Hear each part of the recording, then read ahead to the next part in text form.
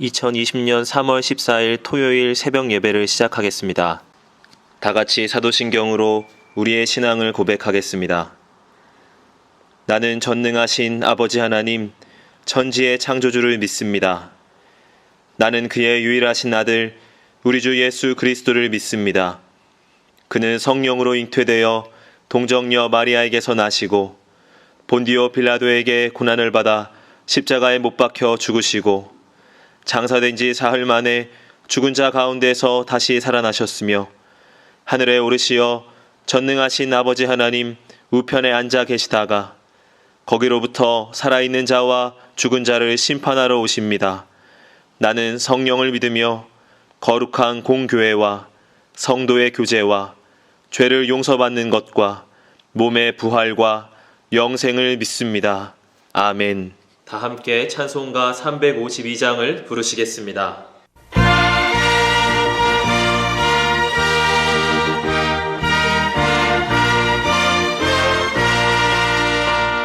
십자가 분병들아 주 위에 일어나 기 들고 앞서 나가 담대히 싸우라 주께서 승전하고 영광을 얻도록 그 끝내 너를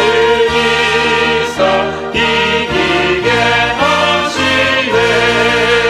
십자가 군병들아 주 위에 일어나 그 나팔 소리 듣고 곧 나가 싸우라.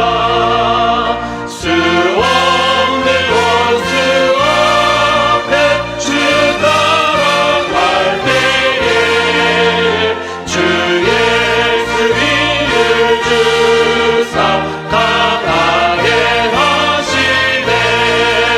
십자가 군병들아 주 위에 일어나 내 힘이 부족하니 주 권능 믿으라.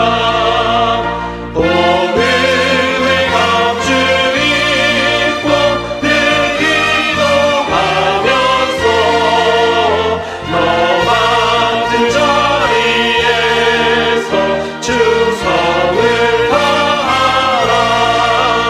십자가 군병들아 주 위에 일어나 이날에 적절하고 꽃게가 부르라. 승전한 의사들은 영생을 얻으며 영광의 주와 함께 왕노릇 하리라. 아멘.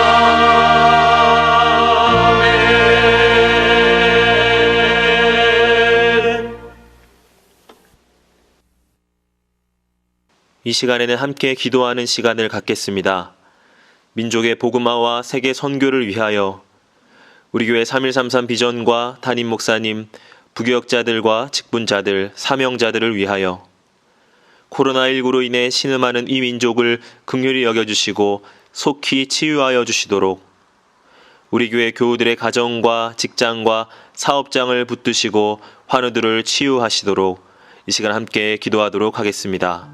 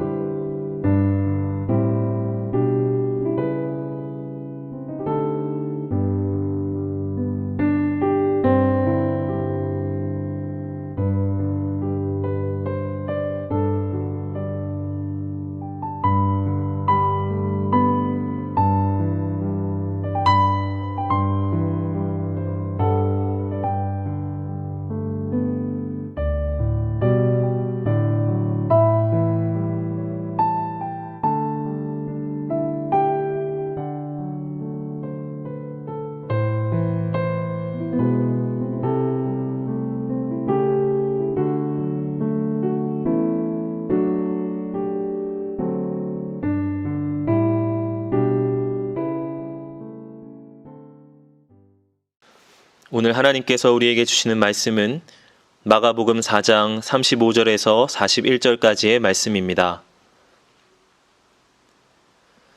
그날 저물 때에 제자들에게 이르시되 우리가 저편으로 건너가자 하시니 그들이 무리를 떠나 예수를 배에 계신 그대로 모시고 가매 다른 배들도 함께 하더니 큰 광풍이 일어나며 물결이 배에 부딪혀 들어와 배에 가득하게 되었더라.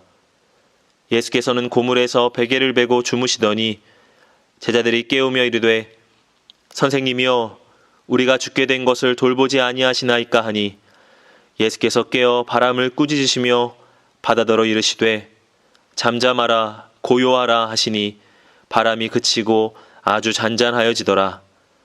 이에 제자들에게 이르시되 어찌하여 이렇게 무서워하느냐 너희가 어찌 믿음이 없느냐 하시니 그들이 심히 두려워하여 서로 말하되 그가 누구이기에 바람과 바다도 순종하는가 하였더라. 아멘.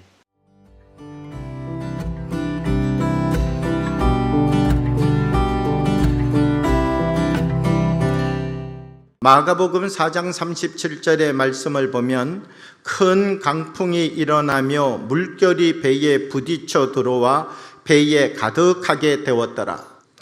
예수님의 제자들을 보면 그렇습니다. 이 예수님의 제자들, 예수님과 함께 지내면서 참 믿음 있는 사람들이었습니다.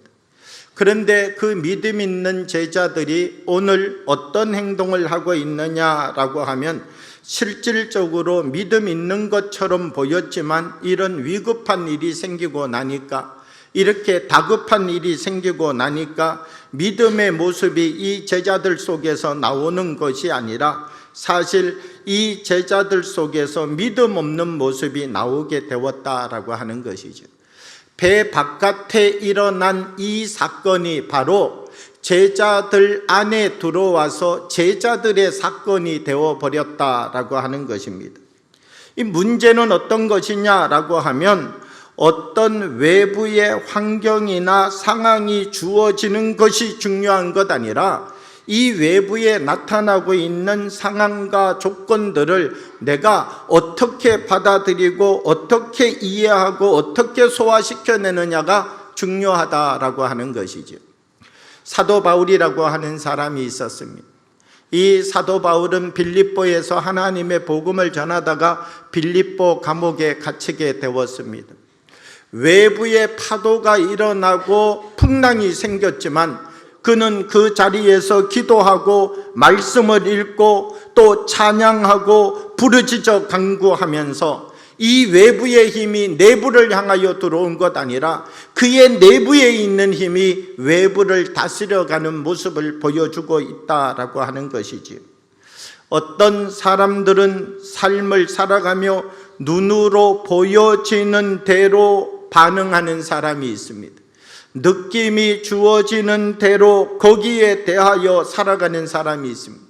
저 사람이 화를 내면 나도 화를 내고, 저 사람이 나에게 미운 말을 하면 나도 그 사람과 같이 미운 말을 하고, 저 사람이 나에게 조금 삐뚤어진 생각을 가지고서 발을 걸면 나도 똑같이 삐뚤어진 생각을 꺼내어서 발을 걸 수 있도록 이야기를 나누고, 저 사람이 나에게 무엇을 어떻게 하느냐에 따라서 그 환경과 조건과 상황에 따라서 아무 여과장치 없이 그 힘이 내 안에 들어와서 그것이 나를 움직이고 나를 다스리는 사람들의 모습을 보게 된다라고 하는 것이죠. 이 외부가 우리의 내부를 향하여 들어올 때 그냥 들어오는 것이 아니라 믿음의 생각을 통하여 새롭게 보는 은혜의 역사가 우리 믿는 사람들의 삶 속에 있어야 한다라고 하는 것입니다. 다윗이라고 하는 사람이 있었습니다. 사울이라고 하는 왕은 이 다윗을 죽이기 위하여서 자기의 수비대 3,000명을 보내서 다윗을 붙잡아 오라 이야기를 했습니다.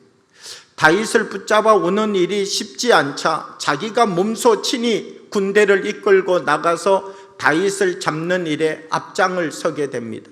다윗이라고 하는 사람은 사울 왕을 죽일 수 있는 기회를 2번이나 얻었던 것이죠. 이 조로의 기회를 그는 왜 복수하지 아니하고 원수를 갚지 아니하고 그를 살려서 보내는가? 말씀을 기억했기 때문이지요.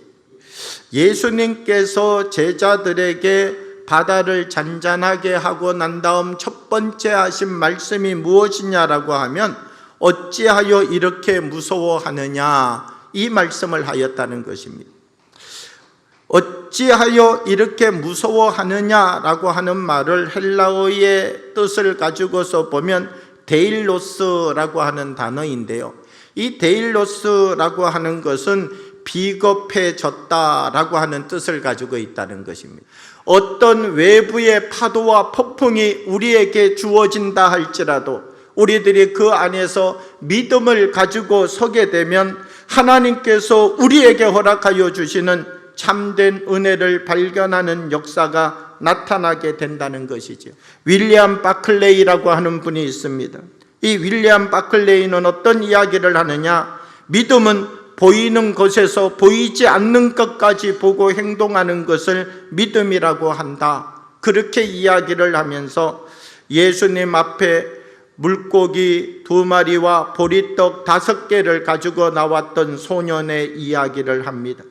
물고기 2마리와 보리떡 5개밖에 눈에 보이지 아니하지만 이 물고기 2마리와 보리떡 5개를 앞에다가 놓고 여기에서 기도하고 여기에 말씀이 들어가고 이것을 가져다가 나누어 주라라고 하는 주님의 명령이 들어가게 될 때에 눈에 보였던 이것이 바로 변화가 되어져서 또 다른 하나님의 역사를 일으키는 새로운 도구가 되게 되었다라고 하는 것이죠. 우리도 한 사람 한 사람 우리의 믿음을 지켜서 내 안에 하나님이 주신 이 믿음을 지킴으로 말미암아 우리가 서는 자리마다 하나님의 역사를 이루는 삶을 살아가는 주님의 사람들이 되어지기를 그리스도의 이름으로 축복합니다. 주신 말씀을 생각하며 잠시 묵상으로 기도하겠습니다.